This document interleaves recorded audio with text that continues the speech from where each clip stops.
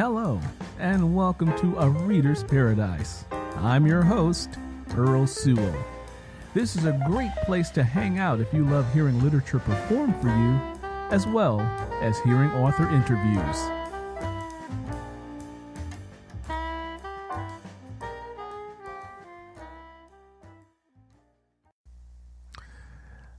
Hello, and welcome to episode 3 of A Reader's Paradise. In this episode, I'm going to be reading from a book of mine called Taken for Granted. This book is available on Amazon for download. Also, at this time, I'm currently doing the audiobook version of this novel.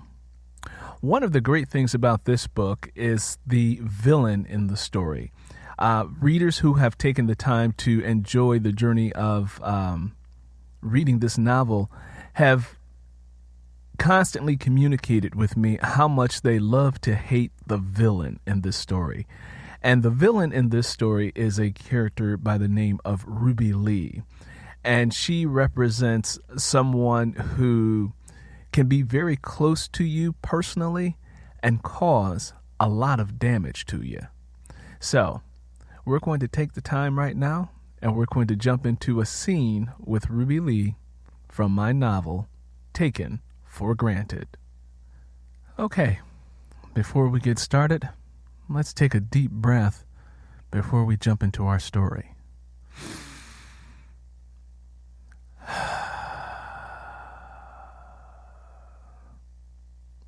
Okay, here we go. Ruby Lee parked her Chrysler LeBaron under the Lake Street L at the corner of Laramie. She turned off the car, but the engine sputtered on, not wanting to shut down.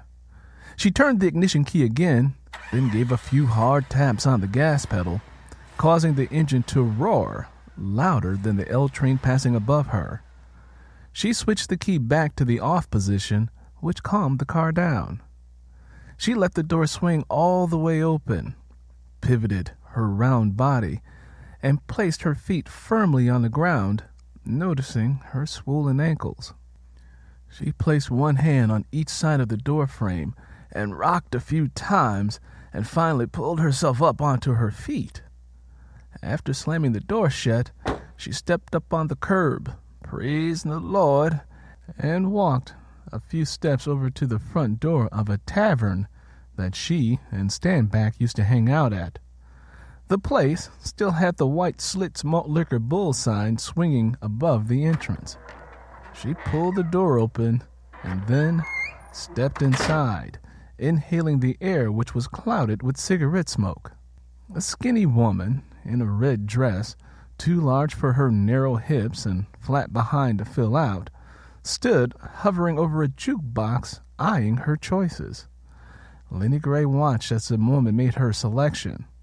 The familiar twang of B.B. King filled the room, followed by his soulful voice. The thrill has gone. The thrill has gone away. Ruby Lee watched how the woman snatched her beer bottle from the top of the jukebox, covered the bottleneck with her lips, tossed her head back, and gulped down the liquor like water running down a kitchen drain. The woman danced with herself to BB's guitar, while Ruby Lee made her way over to the bar and took a seat on the red swivel bar stool. She spun around, away from the bar, to watch as two men played a game of pool under a low-hanging chandelier. The bartender, who was at the other end, made his way down to Ruby Lee. "Well, I'll be damned. Look at what the wind just blew in." Ruby Lee spun her seat back around and looked at her old friend Red, who hadn't changed one bit. His skin was so dark it appeared black instead of brown. He was a huge, overweight giant who still possessed his signature red lips. "Woman, I ain't seen you in here in a long time." Whenever he spoke, it always sounded as if he needed to clear his throat. "What have you been up to? What you been doing with yourself?" he asked, and then completed his thought. I heard about the county sheriff setting all your things out on the curb. Well, you know me, Red.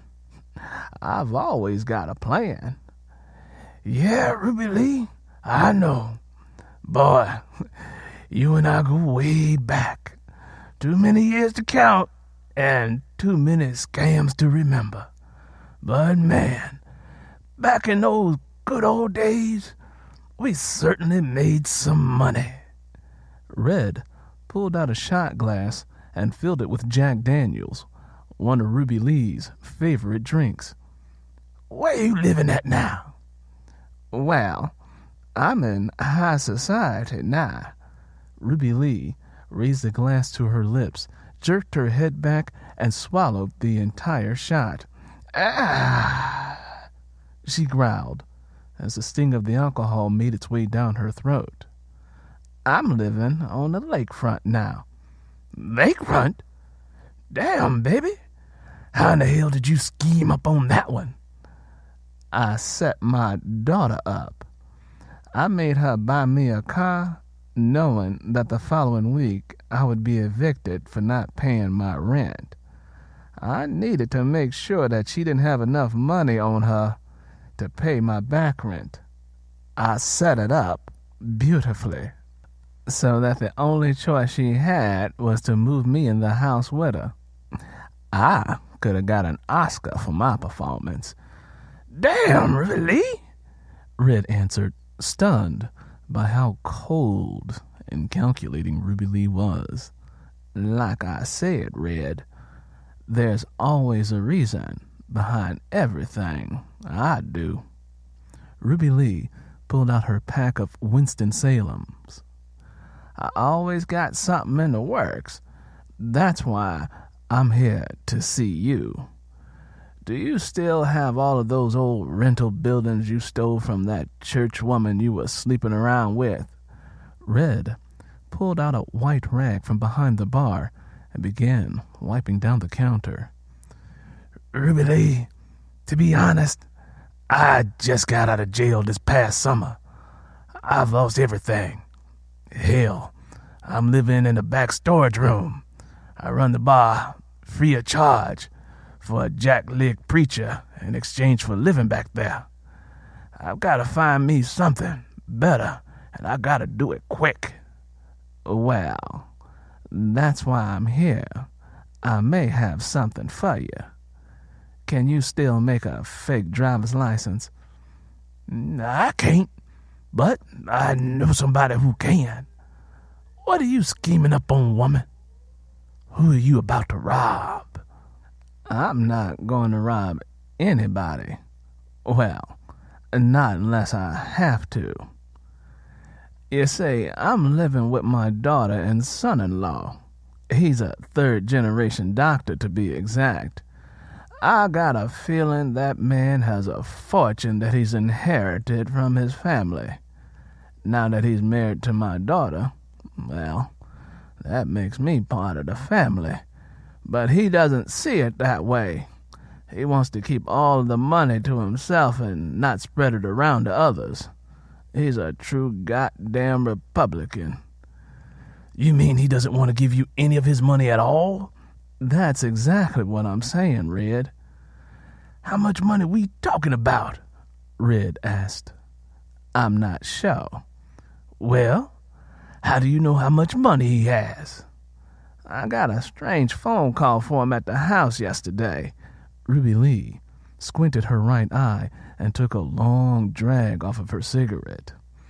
It was from Seaway National Bank confirming his appointment for him. All of his money, according to my daughter, is at First National Bank. I'm betting cash money that he has an account at Seaway National Bank that she knows nothing about. I'm also guessing that it's a sizable amount because I've been living with him for months now. He pays $2,000 a month for rent, pays a $400 a month car note, a $600 a month phone bill because, well, Justine's ass has been calling the psychic hotline. He's got A $125 a month light bill, drives a Mercedes, and he hasn't missed a payment yet. Damn! Justine staying with you too? Yep, Keisha as well. Well, how does his house look? It's a real nice place. 4 bedrooms. It's got all of that modern crap in it. The kind of shit that you don't want to even touch because you don't want to fuck around and break anything. So, where do I fit in? Red asked. Well, I went through the house and I got some important information of his. Ruby Lee stood up, reached into her back pocket, and pulled out a small envelope and opened it. I've got his driver's license number, social security card, date of birth, and a recent check stub. What I need you to do is take this information and have a false ID made with your picture on it and his information. Then, we're gonna go on down to Seaway National Bank. You'll act like him, and we'll see how much money we're dealing with here. Ruby Lee passed the envelope to Red. That was an excerpt from my novel called Taken for Granted. If you want to know what happens next, all you have to do is travel over to Amazon.com, go to the search box and type in Taken for Granted by Earl Sewell, and you can download your copy instantly. Again, thank you for taking the time to listen to my work. If you'd like to follow me, you can do so on social media. You can find me on Twitter and Facebook. On Facebook, you can find me at www.facebook.com/author Earl Sewell. On Twitter, it's just twitter.com/Earl Sewell. That's SEWELL. Until next time, happy reading.